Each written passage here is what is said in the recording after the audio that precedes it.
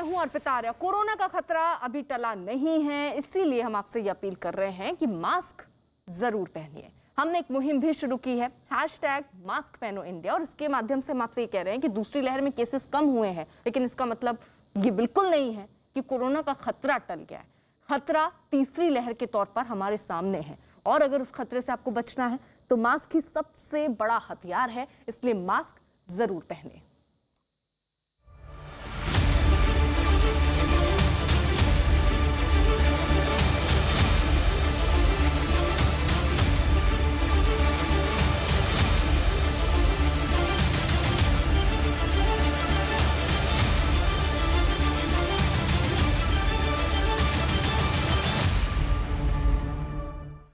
जम्मू से एक बड़ी खबर आ रही है। न्यूज़ 18 के पवन शर्मा की खबर है कि जम्मू एयरफोर्स स्टेशन में हुए ब्लास्ट की जांच के लिए दिल्ली पुलिस की स्पेशल सेल की एक टीम वहां पहुंची है। इसके अलावा एनआईए की टीम भी वहां धमाके की जांच के लिए पहुंची है। दिल्ली पुलिस की स्पेशल सेल की टीम एयरफोर्स स्टेशन के अंदर हुए धमाकों से जुड़े तथ्य खंगालेगी। तो बड़ी खबर इस वक्त जम्मू से, जहां पर एयरफोर्स स्टेशन में जो ब्लास्ट हुआ था उसकी जांच के लिए दिल्ली पुलिस की एक स्पेशल सेल की टीम वहां पर पहुंची है।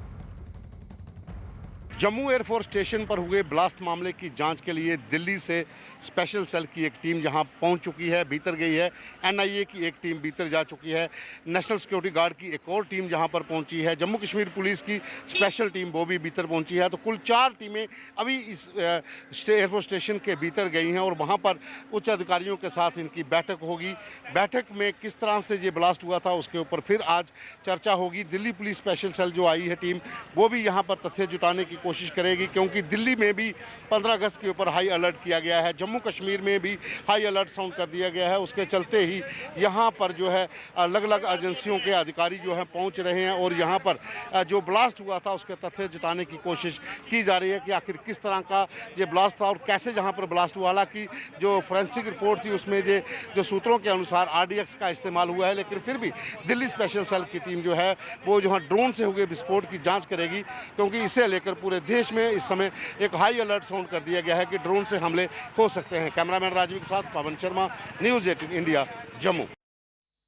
इस वक्त 2 सहयोगी साथ हैं। पवन शर्मा जम्मू से इस वक्त साथ हैं, जिनकी रिपोर्ट आप देख रहे थे। वह नीतीश कुमार दिल्ली से हमारे साथ मौजूद हैं। पवन का जल्दी से रुख कर लेते हैं। पवन, जैसा कि आपने बताया कि दोनों टीम के जो सदस्य हैं वो पहुंचे हैं अंदर, जांच चल रही है। अभी तक की जांच में क्या कुछ सामने आया है?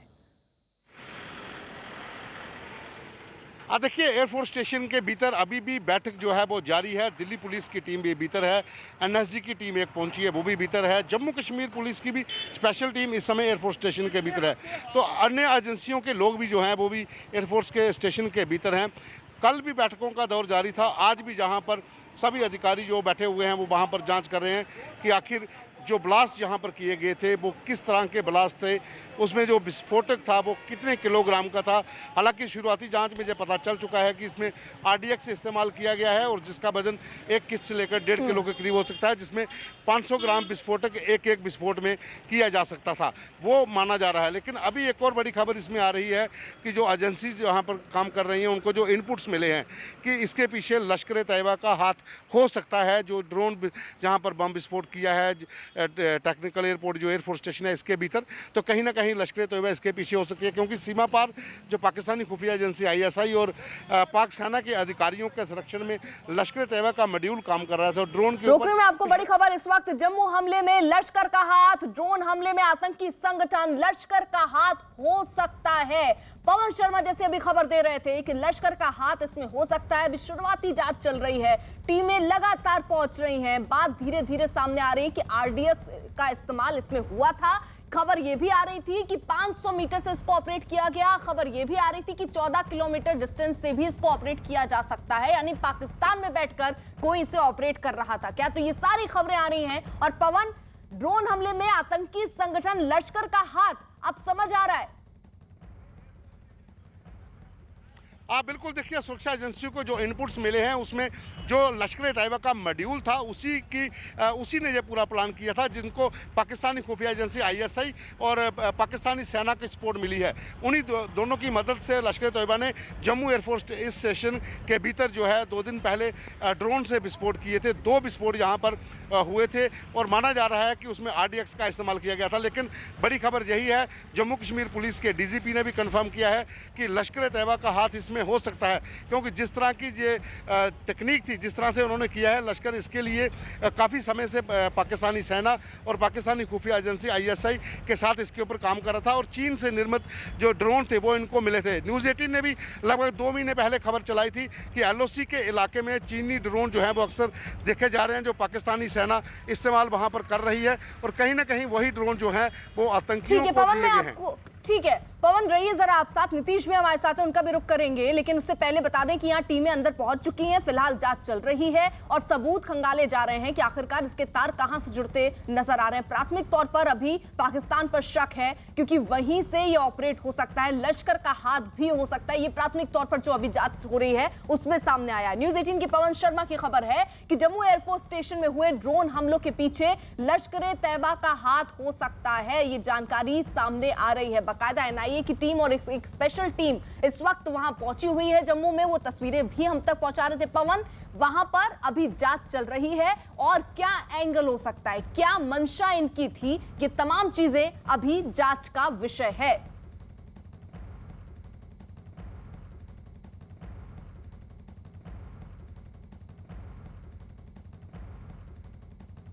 नीतीश भी हमारे साथ मौजूद हैं, जल्दी से उनका रुख भी कर लेते हैं। नीतीश, आपके पास क्या अपडेट?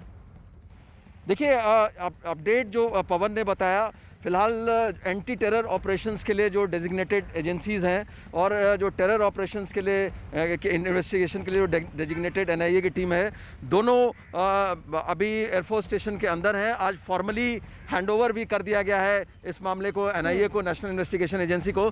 लेकिन जो सबसे बड़ी चीज़, जो एक अपडेट आ रहा है, ड्रोन फोरेंसिक्स में जो लोग हैं, एक्सपर्टाइज रखते हैं लोग, मूवमेंट के बारे में, उसके स्ट्रक्चर के बारे में, कैसे ऑपरेट करता है, कैसे टेक ऑफ करता है, उनकी भी मदद ली जा रही है। ड्रोन फोरेंसिक्स में जो एक्सपर्टाइज रखते हैं लोग, क्योंकि बहुत सारे एजेंसीज ऐसी होंगी जो ऑपरेशंस में है, इन्वेस्टिगेशन में है। नीतीश, जरा एक बात यहाँ बताइएगा कि ये जो ड्रोन है, जो और भी ड्रोन देखे जा रहे हैं, कल रात में भी 3 ड्रोन देखे गए इन्हीं इलाकों में, ये ड्रोन किस तरीके के, कितना खतरा ये पैदा कर सकते हैं ये ड्रोन? फील्ड में एक्सपर्टाइज होता है। हालांकि ये सारी एजेंसियां एंटी टेरर ऑपरेशंस के लिए डेजिग्नेटेड और कॉम्पिटेंट हैं।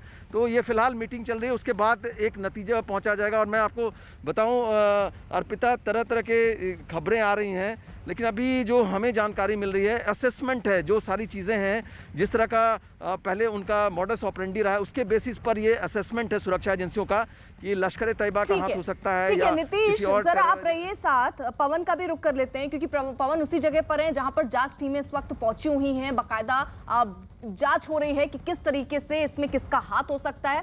पवन, कोई जानकारी और सामने आई? क्योंकि कुछ गिरफ्तारियां भी हुई, 2 संदिग्ध लोग पकड़े गए थे, उनसे कुछ जानकारी हाथ लगी है? देखिए, जो 2 लोगों को जहां संदिग्ध जो उस दिन गिरफ्तार किए थे, जिस दिन हमला हुआ था, उसके बाद उनकी पहचान गुप्त रखी गई है। उनसे डिफरेंट एजेंसीज, अलग अलग जो एजेंसीज हैं वो पूछताछ कर रही हैं। उनसे क्या खुलासे हो रहे हैं उसकी डिटेल अभी शेयर नहीं की जा रही है।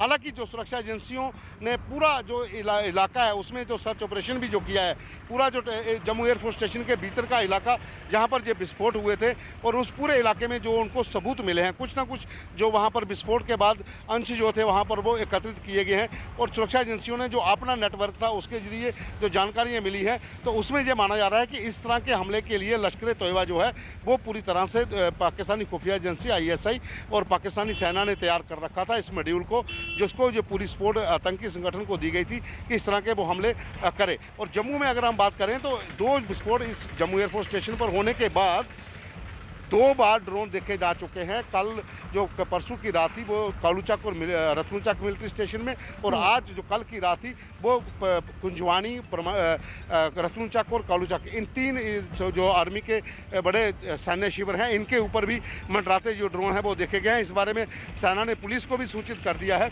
और इसके ऊपर डिफरेंट इलाकों में सर्च ऑपरेशन भी शुरू किया गया। कहीं ना कहीं पर कोई सबूत मिले। जो फायरिंग 2 दिन पहले ड्रोन के ऊपर की गई थी कि अगर वो हिट हुआ तो कहीं गिरा होगा, लेकिन अभी तक कोई जांच में नहीं मिल पाया है कि कहां पर वो गिरा होगा। लेकिन जम्मू कश्मीर पुलिस यहाँ पर जो है अन्य एजेंसियों के साथ यहाँ पर काम पर लगी हुई है। सभी एजेंसी इसके ऊपर काम कर रही हैं और शुरुआती जांच में जो मिल रहा है कि इस तरह के हमले के लिए लश्कर तैयबा का हाथ इसके पीछे हो सकता है, इसकी पुष्टि जो है सुरक्षा एजेंसियों के सूत्रों ने की है। रहिए जरा पवन आप साथ, नीतीश भी हमारे साथ हैं, दोनों का एक बार फिर से रुख करूंगी, लेकिन इस बीच जरा बता दें कि जम्मू एयरफोर्स स्टेशन पर हुए ड्रोन हमले से जुड़ी एक और बड़ी खबर आ रही है।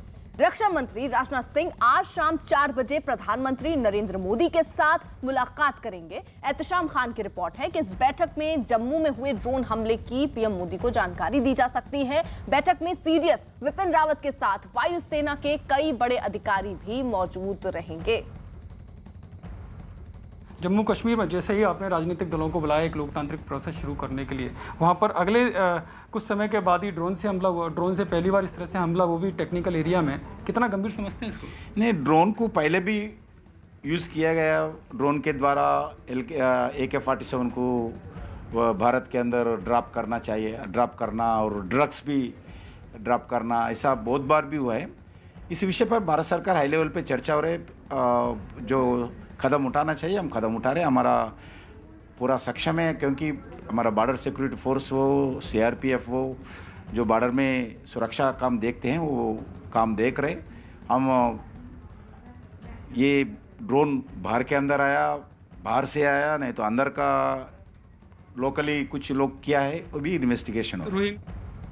भारत ने जम्मू एयरफोर्स स्टेशन पर हुए ड्रोन हमले का मामला UN में भी उठाया। गृह मंत्रालय के विदेश सचिव VSK कौमुदी ने UN में कहा कि ड्रोन बड़ा खतरा बनते जा रहा है और आतंकी इनका इस्तेमाल जासूसी के अलावा हथियारों की तस्करी और आतंकी गतिविधियों को अंजाम देने के लिए कर रहे हैं। भारत ने यह भी कहा कि आतंकी हमले के लिए ड्रोन का हथियार की तरह इस्तेमाल किए जाने पर सभी देशों को ध्यान देने की जरूरत है।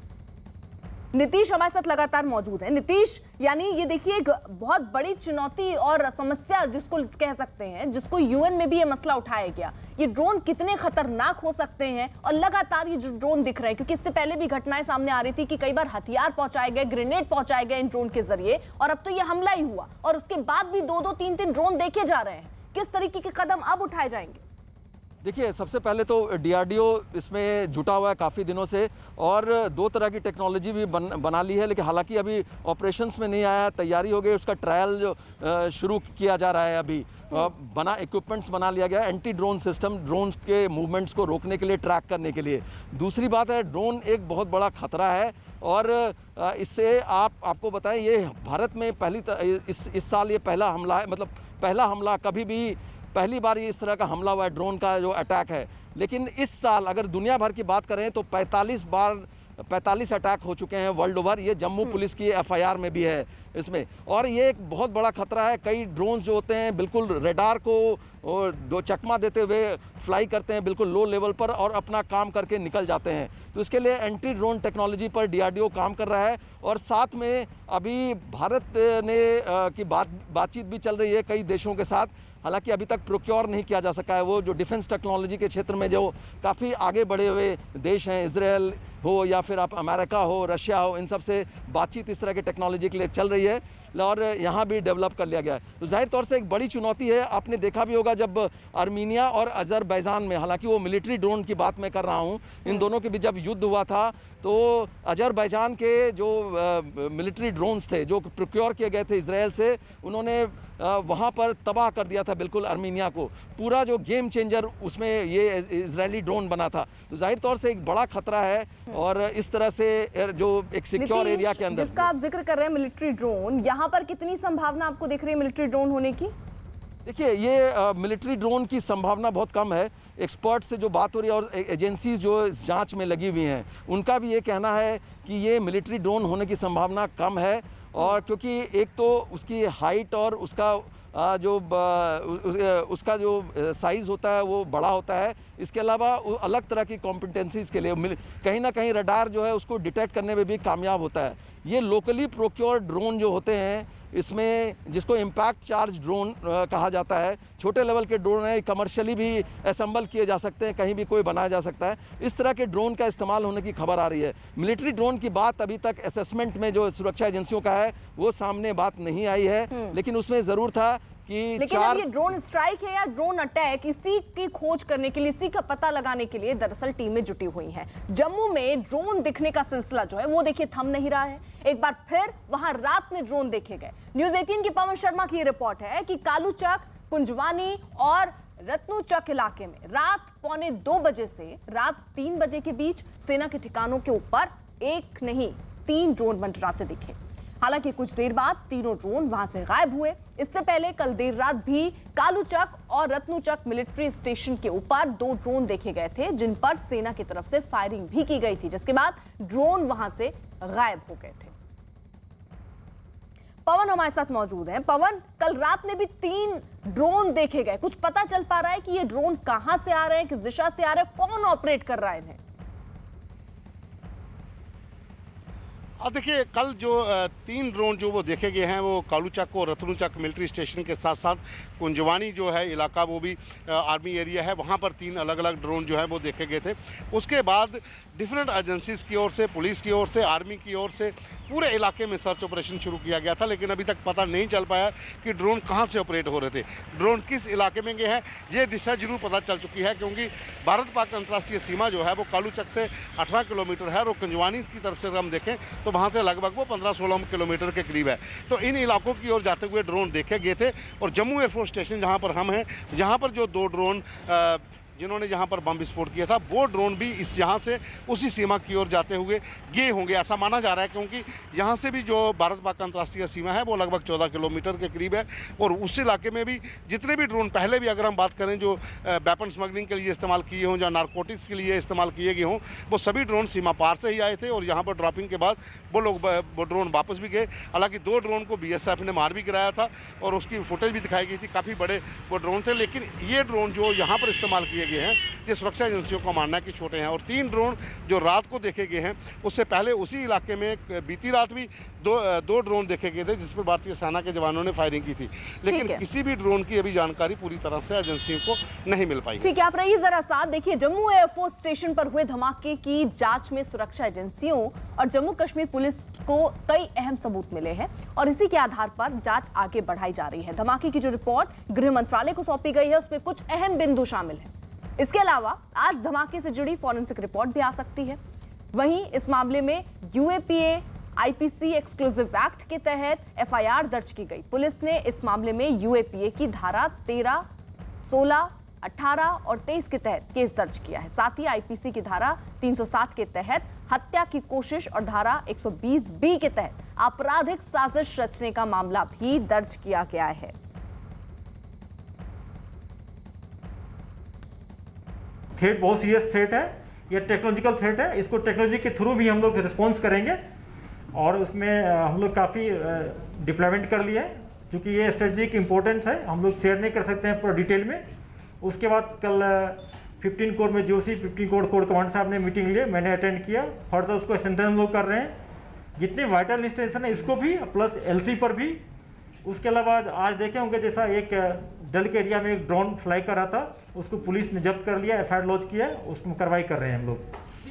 नीतीश, आज ही संभावना जताई जा रही थी कि फॉरेंसिक रिपोर्ट जो है घटना की वो सामने आ सकती है इस धमाके की, वो कब तक आ सकती है रिपोर्ट?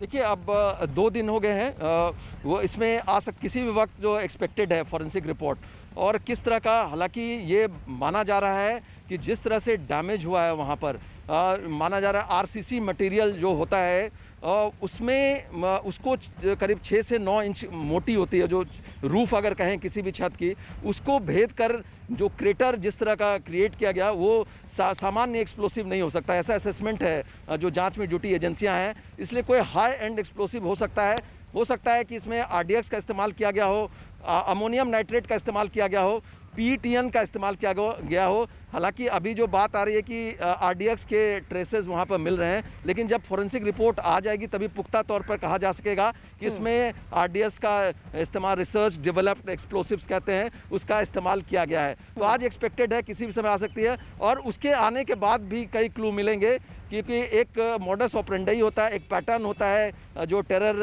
ऑर्गेनाइजेशंस हैं वो पर्टिकुलर तरह के एक्सप्लोसिव का इस्तेमाल करते हैं, तो उससे भी कुछ हिंट या कुछ क्लू मिल सकते हैं, जिससे इन्वेस्टिगेशन में आगे सुविधा होगी। रोक रही हूं मैं आपको, बड़ी खबर आ रही है जम्मू कश्मीर से। श्रीनगर में सुरक्षा बल के आतंकियों के साथ हुई मुठभेड़ में 2 आतंकी मारे गए हैं, जिनमें लश्कर का एक टॉप कमांडर नदीम अबरार भी शामिल है, जिसे एक दिन पहले गिरफ्तार किया गया था। इस मुठभेड़ में एक पाकिस्तानी आतंकी के भी मारे जाने की खबर है। मारे गए आतंकी के पास से हथियार और गोला बारूद बरामद किया गया है।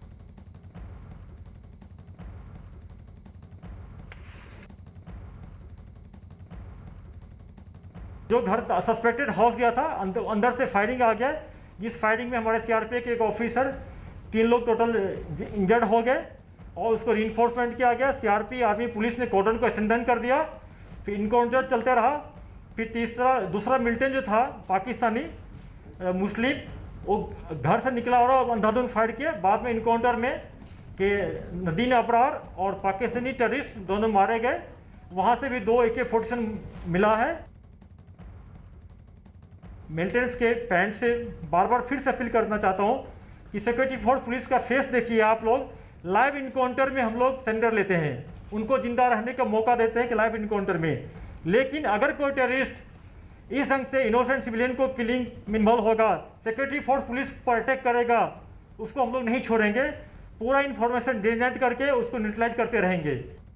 इस बीच एक और बड़ी खबर आ रही है पंजाब कांग्रेस से जुड़ी हुई। न्यूज़ 18 के अरुण सिंह की खबर है कि कांग्रेस नेता नवजोत सिंह सिद्धू आज दिल्ली में पार्टी के वरिष्ठ नेता राहुल गांधी और प्रियंका गांधी वाड्रा से मुलाकात करेंगे। पंजाब के सीएम कैप्टन अमरिंदर सिंह और पूर्व मंत्री नवजोत सिंह सिद्धू के बीच लंबे समय से विवाद चल रहा है, और इन सब के बीच सिद्धू आज राहुल गांधी और प्रियंका गांधी से मुलाकात कर सकते हैं। सिद्धू आज सुबह पटियाला से रवाना भी हो चुके हैं और कुछ ही वक्त में बताया जा रहा है वो दिल्ली पहुंचेंगे, और उसके बाद ये मुलाकात का जो सिलसिला है वो राहुल गांधी के आवास में ही होने वाला है। वहीं पर प्रियंका गांधी भी पहुंचेंगी, ऐसी जानकारी।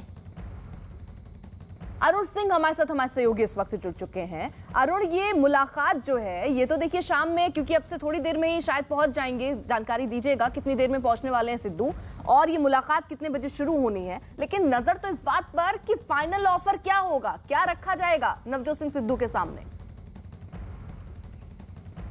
देखिए, राहुल गांधी अब इससे कुछ देर पहले अपने घर से निकले थे और 10 जनपद गए थे जहां सोनिया गांधी रहती है, उनसे बातचीत किया। उन्होंने 10 मिनट की बातचीत उनकी हुई थी, उसके बाद वापस अपने घर लौट आए हैं।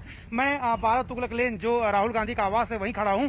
अब यहां पर कहा जा रहा है कि चूंकि नवजोत सिंह सिद्धू भी दिल्ली की सीमा में दाखिल हो चुके हैं, तो कुछ क्षण बाद वो शायद पंजाब भवन थोड़ी देर के लिए जाएंगे, और आज ही बैठक का फैसला हुआ है। ये बात तय मानी जा रही है कि नवजोत सिंह सिद्धू की आज ही मुलाकात राहुल गांधी और प्रियंका गांधी से होने वाली है, और भारत तुगलक लेन में ही होने वाली है। वो फाइनल ऑफर की जहां तक आपने बात की, कांग्रेस के सूत्र कहते हैं कि सारे ऑप्शन ओपन हैं। अगर सिद्धू चाहते हैं डिप्टी सीएम बनना, उसके साथ कैंपेन कमेटी का चेयरमैन बनके अगर वो पार्टी में रहना चाहते हैं तो भी उनके सामने वो ऑप्शन मौजूद है।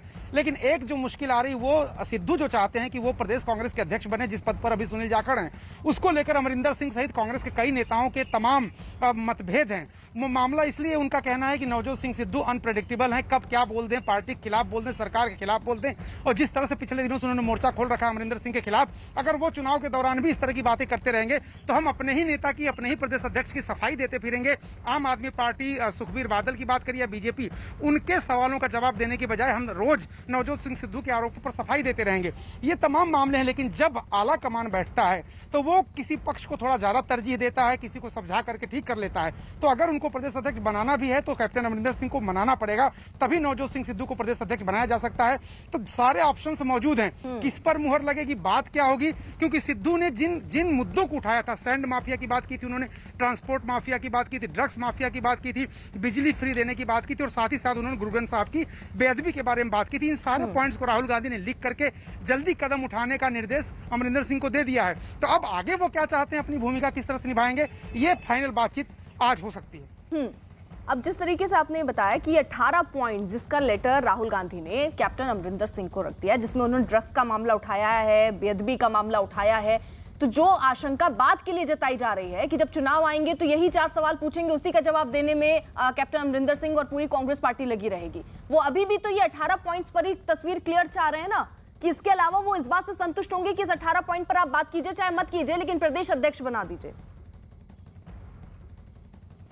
देखिए, अब सिद्धू के सामने मुश्किल ये है कि कुछ दिन पहले उन्होंने सारे चैनल्स को इंटरव्यू दिया और खास तौर से न्यूज 18 इंडिया को जो इंटरव्यू दिया, तो उसमें उन्होंने कहा था कि मैं जिले स्तर पर भी कोई पदाधिकारी बन के तैयार रहूंगा, पार्टी की सेवा करूंगा अगर मेरी मांग मान ली जाती है। तो जो बड़ी बातें उन्होंने कही थी, उसी के बाद राहुल गांधी ने वो लिस्ट बनाई थी। नवजोत सिंह सिद्धू कमेटी से मिले थे, कमेटी में तमाम जो मंत्री आए थे, विधायक आए थे, सांसद आए थे, उनके भी कुछ कॉमन कंसर्न थे। ये मुद्दे सिर्फ नवजोत सिंह सिद्धू के नहीं है, इसमें कई मुद्दे अन्य मंत्रियों के हैं, विधायकों के, सांसदों के हैं। सारे मुद्दों को कंपाइल करके ही राहुल गांधी ने 18 पॉइंट का एक डायरेक्शन बनाया था, तैयार किया था, उसको भेजा गया अमरिंदर सिंह को। और कांग्रेस पार्टी के सूत्र ये कह रहे हैं कि इसी हफ्ते में अमरिंदर सिंह एक प्रेस कॉन्फ्रेंस करके उन सारे मुद्दों पर सरकार क्या कदम उठाने जा रही है इसकी घोषणा करेंगे, ये बात बताएंगे जनता को। तो उसके पहले सिद्धू जब ये कह चुके हैं कि मुझे कोई बड़ा पद नहीं चाहिए, मेरे मुद्दों को एड्रेस करो, तो अब जब वो मुलाकात करने आएंगे सोनिया गांधी, राहुल गांधी, प्रियंका गांधी, इन लोगों से मिलें, 10 जनपद में मिलेंगे या यहाँ पर मिलेंगे, जिनसे भी मिलें, अब ये लोग कह सकते हैं कि आपके सारे मुद्दे हम एड्रेस करा रहे हैं। अब बताइए आगे अगला चरण क्या है? आप सरकार में रहना चाहते हैं, संगठन में रहना चाहते हैं, और अगर रहना चाहते हैं तो क्या ऑफर कर सकती है पार्टी, ये आज क्लियर हो सकता है। लेकिन एक बात तो बिल्कुल साफ दिख रही है अरुण, क्योंकि अशोक गहलोत केस में भी हमने देखा कि अशोक गहलोत को नाराज किसी भी तरह से पार्टी नहीं करना चाहती थी, वैसे ही कैप्टन अमरिंदर सिंह को नाराज पार्टी आला कमान जो है वो खासतौर पे वो नाराज नहीं करना चाहता है। तो ऐसे में सिद्धू अगर प्रदेश अध्यक्ष बनना चाहते हैं तो आप बता रहे हैं कि कैप्टन अमरिंदर सिंह उसके लिए तैयार नहीं होंगे, यानी उनकी नाराजगी झेलनी पड़ेगी। क्या इसके लिए आला कमान तैयार हो सकता है? देखिए, कांग्रेस नेतृत्व अगर कोई मजबूती के साथ बात कहेगा तो मुख्यमंत्री हैं एक सूबे के और पुराने नेता, हो सकता है कि वो मान जाए। हालांकि वो अभी विरोध कर रहे हैं और राजनीति में अपने विरोधी का, एक पार्टी में होते हुए भी विरोध लोग करते हैं, लेकिन अगर आलाकमान को एक रूलिंग, एक फैसला दे देता है तो शायद लोग उसको स्वीकार भी कर लेते हैं। अभी क्या होगा इस बात के संशय हैं, लेकिन जहां तक अमरिंदर सिंह की बात है, अशोक गहलोत की बात है, ये दोनों जगह पे क्लियर कर दिया गया लीडरशिप को कि दोनों लीडर हैं, अपनी पार्टी के चेहरे वही हैं, उसके अंडर ही किसी को काम करना पड़ेगा, चाहे वो सचिन पायलट हो, चाहे वो नवजोत सिंह सिद्धू हो। उनको नाराज करके इन दोनों को खुश कर पाना पार्टी के लिए भी ठीक नहीं है और पार्टी की आगे की सेहत के लिए भी ठीक नहीं है। और इसलिए सिद्धू कोई मनमानी करके कोई बात मनवा लें, ये बहुत ही मुश्किल है, क्योंकि कैप्टन अमरिंदर सिंह का रसूख पार्टी में बहुत है। एक तरह से बहुत पुराने सदस्यों में से एक हैं कैप्टन अमरिंदर सिंह, उनका चेहरा है, उनके पास वोट बैंक है, उनके साथ विधायक हैं, इसलिए उनकी राय को, उनकी इच्छा को दरकिनार करके सिद्धू को बहुत कुछ दे पाना भी आला कमान के लिए इतना आसान नहीं होगा। लेकिन एक बात बताइए जरूर अरुण, आपको ऐसा लगता है कि नवजोत सिंह सिद्धू सिर्फ 18 पॉइंट के लिए इतने बगावती तेवर दिखा रहे होंगे या प्रदेश अध्यक्ष के लिए वो बगावती तेवर दिखा रहे होंगे? संभावना तो ये भी जताई जा रही है कि वो चाह रहे हैं कि चेहरा वो हो जाए, कैप्टन अमरिंदर सिंह चेहरा ना होकर नवजोत सिंह सिद्धू चेहरा बन जाए। अगर ये मांग वो रखते हैं आला कमान के सामने तो सहमति बनेगी क्या? देखिए, वो चेहरा बनना इसीलिए तो चाहते थे, मुख्यमंत्री पद की कुर्सी जो है संगठन से होकर गुजरती है। प्रदेश के अध्यक्ष अगर वो बन जाएंगे तो एक दावा उनका भी हो जाएगा कि एक चेहरा वो भी हैं। और उसके बाद जैसे सचिन पायलट प्रदेश अध्यक्ष थे, उन्होंने दावेदारी अपनी पेश की कि मैंने भी जिताया है पार्टी को, मुझे भी मुख्यमंत्री पद के लिए कंसीडर किया जाए। उसके बाद राहुल गांधी ने आपने वो मशहूर फोटोग्राफ देखी होगी जिसमें एक तरफ जो है सचिन पायलट थे, दूसरी तरफ अशोक गहलोत थे और किसी तरह समझौता कराया, वहां कमलनाथ और ज्योतिरादित्य का समझौता कराया था। उसी तरह से नवजोत सिंह सिद्धू चाहते थे कि अगर वो प्रदेश अध्यक्ष रहे, चुनाव में हम जीते तो मेरी भी भूमिका बहुत बड़ी होगी, टिकट बांटने में मेरी भूमिका होगी, तो उनके विधायक, उनके कैंडिडेट जीतेंगे तो विधायक होंगे, वो उनके पक्ष में जोर लगा सकते हैं कि उनको मुख्यमंत्री बनाया जाए। लेकिन इतना आसान नवजोत सिंह सिद्धू के लिए नहीं है, उनके पास न विधायक है, न उनके पास इतना जन समर्थन है। कैप्टन के मुकाबले नवजोत सिंह सिद्धू की प्रेजेंस ग्राउंड पे एकदम ना के बराबर है, ये बात पार्टी भी जानती। चेहरे बड़े हैं, उनका प्रदेश के अन्य जगहों पर भी इस्तेमाल होता है, दूसरे प्रदेशों में भी इस्तेमाल होता है, वो भीड़ जुटाते हैं, अच्छा बोलते हैं, लोगों को अट्रैक्ट करते हैं, पार्टी की बात अच्छे तरीके से रख सकते हैं। लेकिन नवजोत सिंह सिद्धू को कैप्टन अमरिंदर सिंह के बरक्स, उनके बराबर खड़ा करना आलाकमान भी नहीं चाहेगा, क्योंकि उससे पार्टी का ही नुकसान होगा और पार्टी का नुकसान कम से कम आलाकमान कुछ ही राज्यों में जब सरकार बची हो तो ऐसे में रिस्क नहीं लेता। तो जहां एक तरफ देखिए खींचतान की स्थिति चल रही है, अरुण रही आप साथ, एक और बड़ी खबर आ रही है पंजाब से ही, जहां दिल्ली के मुख्यमंत्री अरविंद केजरीवाल ने पंजाब के लिए एक बड़ा चुनावी वादा कर दिया। अरविंद केजरीवाल ने आम आदमी पार्टी की पंजाब में सरकार बनने पर बिजली पर 3 बड़े ऐलान किए और यह ऐलान है हर परिवार को 300 यूनिट मुफ्त बिजली दी जाएगी, पुराने बिजली बिल जो हैं वो माफ होंगे और पंजाब में 24 घंटे बिजली दी जाएगी। आम आदमी पार्टी की पंजाब में सरकार पंजाब में आम आदमी पार्टी की सरकार हर परिवार को 300 यूनिट तक बिजली मुफ्त देगी। अब मुझे पता है कुछ पत्रकार कहेंगे दिल्ली में तो 200 देते हो, यहाँ 300 क्यों? पूछोगे ना? तो उसका जवाब है दिल्ली में हमारा जो स्ट्रक्चर है 200 तक हम फ्री देते हैं और 200 से 400 आधी रेट पे देते हैं। तो उसको हमने यहाँ पे 300 यूनिट कर दिया। 300 यूनिट तक बिजली हर परिवार को 300 यूनिट तक मुफ्त बिजली दी जाएगी। कई गांव के अंदर हमारे वॉलंटियर्स गए, कई गांव के अंदर भगवंत साहब, चीमा साहब खुद गए, हमारे एमएलए गए। ऐसे ऐसे गांव हैं जिसमें कई कई हजार रुपए के लोगों का बिल आए, वो भर नहीं पाए, बिजली काट के चले गए। अब बिना बिजली के तो आदमी रह नहीं सकता, सबने कंडी मार रखी है, मजबूरी है, क्या करें, सबने कंडी मार रखी है। सब लोग डर की जिंदगी जी रहे हैं। जैसे ही हमारा कोई आदमी गांव में घुसा, सब लोगों ने कंडी उतारी, सब लोग भागने लगे। लोग डर में जी रहे हैं, लोग बेइज्जती की जिंदगी जी रहे हैं। इन सब लोगों को सम्मान की जिंदगी देंगे, इन सब लोगों को इज्जत की जिंदगी देंगे।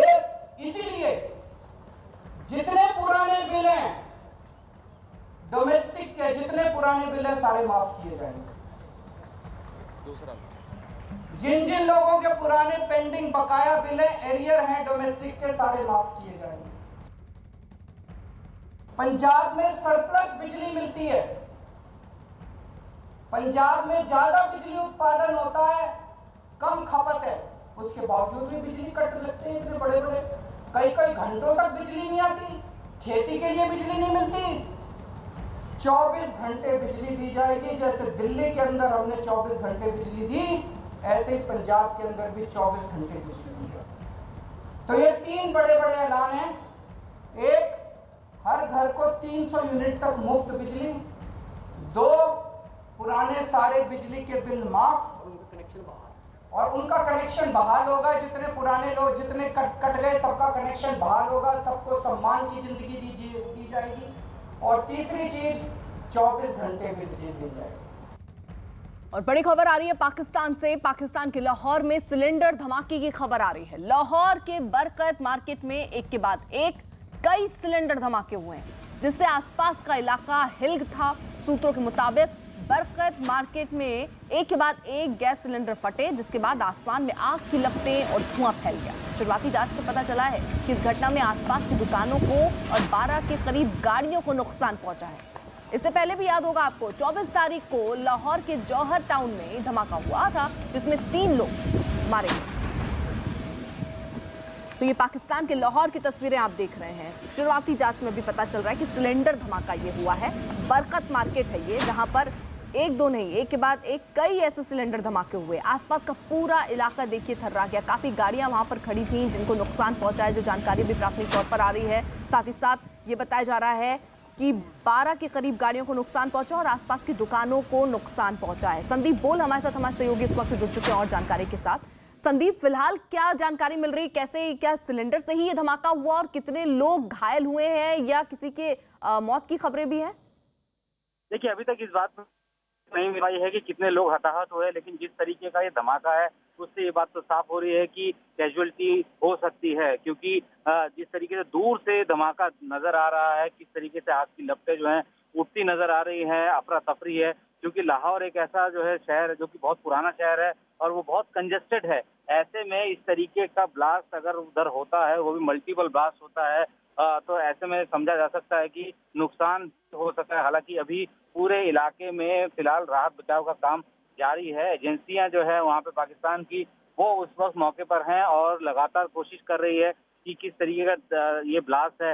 हालांकि पहली सूरत में ये जरूर कहा जा रहा है कि सिलेंडर ब्लास्ट है, लेकिन सवाल ये उठता है कि एक साथ मल्टीपल सिलेंडर ब्लास्ट कहीं कोई इसके पीछे कोई दूसरी चीज तो नहीं है। तो उसको लेकर अभी फिलहाल जांच जारी भी है। साथ ही कोशिश की जा रही है कि जितने भी ऐसे वहाँ पे लोग हैं जो कि धमाके या ब्लास्ट की चपेट में आए होंगे, उनको सबसे पहले उनको जो है इलाज के लिए आसपास के अस्पतालों में भेजा जाए।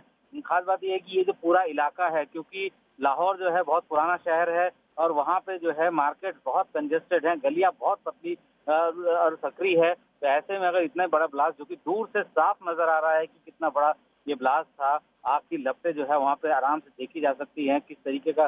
तो ऐसे में उम्मीद है कि जल्द से जल्द जो है जितने भी ऐसे लोग हैं जो कि घायल हैं वहाँ पे, उनको सबसे पहले रेस्क्यू करने की कोशिश जरूर वहाँ पे हो रही होगी। लेकिन जिस तरीके से मल्टीपल ब्लास्ट है वो कहीं ना कहीं सवाल जरूर कर रहा है कि क्या वाकई ये सिलेंडर ब्लास्ट है या कुछ और। संदीप, ये जो इलाका है वो कैसा है? क्योंकि पिछली बार 24 जून को जो धमाका हुआ था, वो भी देखिए हम तस्वीरें आपको दिखा रहे हैं, जौहर टाउन में ये धमाका हुआ था और ये बताया जा रहा था कि हाफिज सईद, आतंकी हाफिज सईद के घर के कुछ ही दूरी पर ये ब्लास्ट हुआ था, कुछ ही मीटर की दूरी पर ये ब्लास्ट हुआ था। तो क्या हाफिज सईद निशाना था, ये अभी देखिए जांच का विषय है। लेकिन आज भी एक धमाका लाहौर में बरकत मार्केट पर हुआ है, जहां पर सिलेंडर अभी बताया जा रहा है कि सिलेंडर ब्लास्ट हुआ है। लेकिन सवाल ये कि एक के बाद एक इतने सिलेंडर कैसे फट गए? हमारे साथ संदीप लगातार हैं। संदीप, ये जो इलाका है, जरा बताइए ये इलाका कैसा है? क्या यहाँ पर भी कोई ऐसे ही आतंकी छिपे रहते हैं क्या?